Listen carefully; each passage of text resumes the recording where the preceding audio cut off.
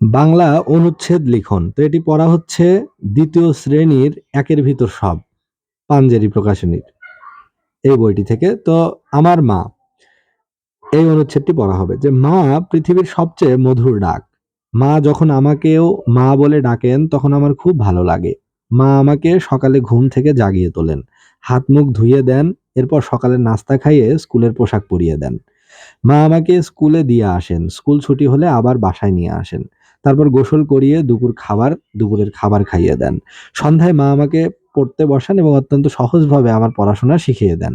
অসুস্থ হলে মা আমাকে সুস্থ করে তোলেন। আমি মাকে খুব ভালোবাসি।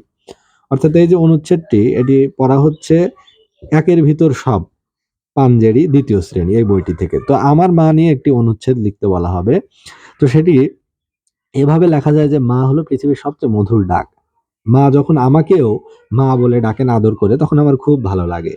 মা আমাকে সকালবেলা ঘুম থেকে জাগিয়ে তোলেন, আমার হাত মুখ ধুয়ে দেন, এরপর আমাকে সকালের নাস্তা খাইয়ে স্কুলের পোশাক পরিয়ে দেন। মা আমাকে স্কুলে নিয়ে আসেন, আবার স্কুল ছুটি হলে মা আবার আমাকে বাসায় নিয়ে যান। তারপর গোসল করিয়ে দুপুরের খাবার খাইয়ে দেন।